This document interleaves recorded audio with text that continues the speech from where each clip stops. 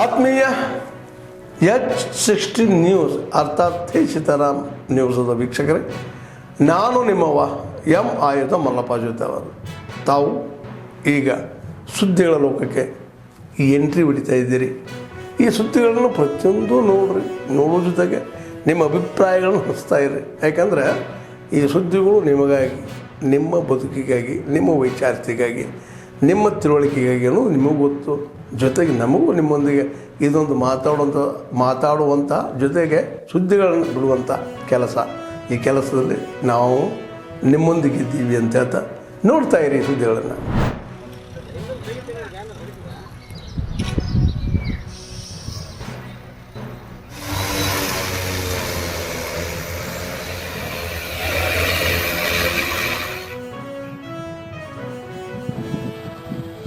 ಎಕರೆಗೆ 12ರಂತೆ ಈ ಮೋಹಕ ಬಲೆಗಳನ್ನು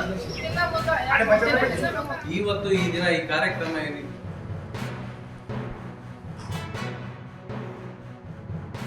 ಮತ್ತು ತೊಗರಿ ಬೆಳಿತೀವಿ. ಹತ್ತಿನೇ ಬೇಜಾರಾದ ನಮ್ಮಲ್ಲಿ.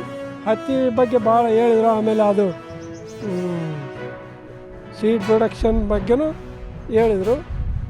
ಇದು ಬರೀ ಮಲ್ಚಿಂಗ್ ಮಾಡೋದ್ರ ಬಗ್ಗೆ ಭಾಳ ವಿವರವಾಗಿ ಹೇಳಿದ್ರು. ಯಾಕಂದ್ರೆ ನಾವು ಬರೀ ಕೆಮಿಕಲ್ಲು ಗೊಬ್ಬರ ಹಾಕಿ ಬೆಳೆಸೋದ್ರಿಂದ ಭೂಮಿ ಬರಡಾಕತ್ತದ ಅಂತ ಭಾಳ ಚಂದ ಹೇಳಿದ್ರು ಅವರು. ಈ ರೈತರು ಎಷ್ಟು ಒಂದು ವಿಷಕಾರಿ ಸರ್ಕಾರಿ ಗೊಬ್ಬರವನ್ನು ಉಪಯೋಗಿಸೋ ಮಟ್ಟ ಹೇಗೆ, ಮತ್ತು ಜೈವಿಕ ಜೈವಿಕ ಸೂಕ್ಷ್ಮ ಜೀವಾಣುಗಳನ್ನು ಹೇಗೆ ನಾವು ರೈತರ ರಕ್ಷಿಸಬೇಕೆಂದು ಅವರು ಒಂದು ಒಳ್ಳೆಯ ಮಾಹಿತಿ ಕೊಟ್ಟು ನಮ್ಮ ರೈತರಿಗೆಲ್ಲ ಭಾಳ ಪ್ರೋತ್ಸಾಹ ಮಾಡ್ತಿದ್ರು ಅಂತೇಳಿ.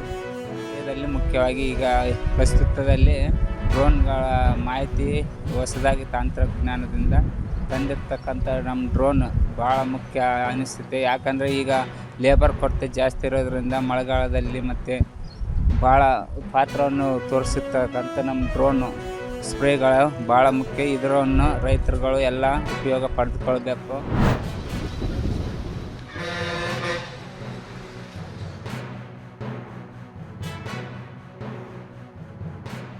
ಪ್ರತಿಯೊಬ್ಬ ರೈತರ ಮನೆಗೆ ತಲುಪ್ತಾ ಇದ್ದಾವೆ. ಅದನ್ನ ಈಗ ನಾವು 2 ಲೀಟರ್ ನೀರು ತಗೊಳ್ತೀವಿ. ಪೆಸ್ಟಿಸೈಡ್ ಇಲ್ಲ, ಇದು ಜೈವಿಕ.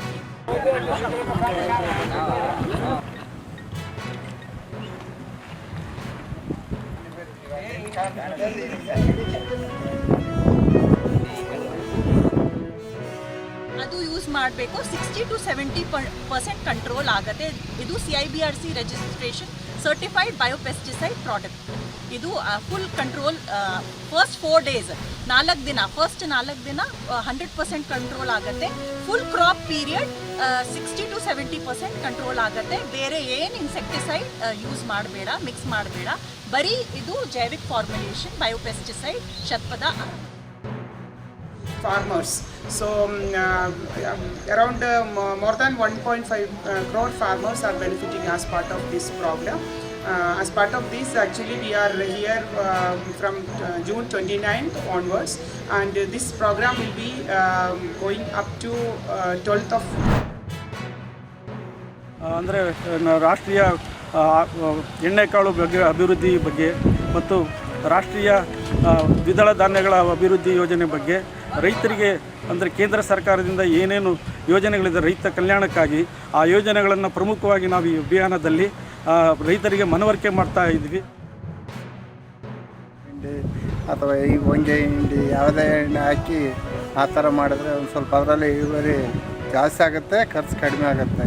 ಆಮೇಲೆ ಬಿತ್ತನೆ ಬೀಜ ಕೂಡ ಕರೆಕ್ಟಾಗಿದ್ದರೆ, ಬಿತ್ತನೆ ಬೀಜ ಕೂಡ ನಾವು ಔಟ್ಸೈಡ್ ತಗೊಂಬೋದಕ್ಕಿಂತ ಕೃಷಿ ಇಲಾಖೆಗೆ ತಗೊಂಡ್ರೆ ರೈತರಿಗೆ ಅನುಕೂಲ ಆಗುತ್ತೆ. ಅದರಲ್ಲಿ ಒಂದು 25-30% ಸಬ್ಸಿಡಿ ಬರ್ತದೆ ರೈತರಿಗೆ, ಹಂಗಾಗಿ ಅನುಕೂಲ ಆಗುತ್ತೆ ಅಂತ.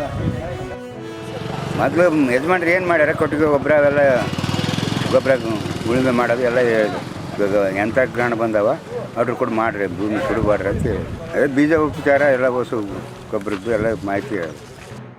ಯಾಕಂದರೆ ಎಲ್ಲ ರೈತರ ಬಗ್ಗೆ ನಾವು ಬೇರೆ ಡಿಸ್ಟಿಕ್ ಆಗಲಿ ಮತ್ತು ತಾಲೂಕು ಆಗಲಿ ಹೋಗಿ ತಿಳ್ಕೊಂಡು ಒಂದು ಮಣ್ಣಿನ ಪರೀಕ್ಷೆ ಆಗಲಿ, ಆಮೇಲೆ ಬೀಜ ಉತ್ಪನ್ನಗಳಾಗಲಿ ತಿಳ್ಕೊಬೇಕಾದ್ರೆ ನಮಗೆ ಭಾಳ ತೊಂದರೆ ಆಗ್ತಿತ್ತು.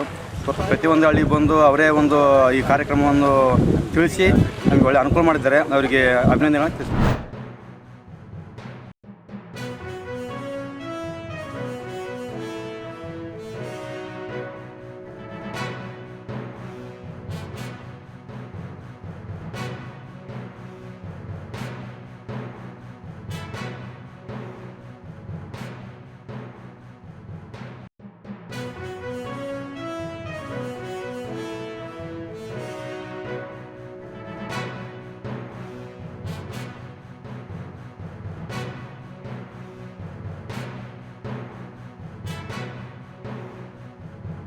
ಇವೆಲ್ಲ ಇರಿಗೇಷನ್ ಪ್ರಾಜೆಕ್ಟ್ಸ್ಗಳು ನಿಧಾನ ಜಸ್ಟಿಫೈ ಮಾಡ್ತಿಲ್ಲ.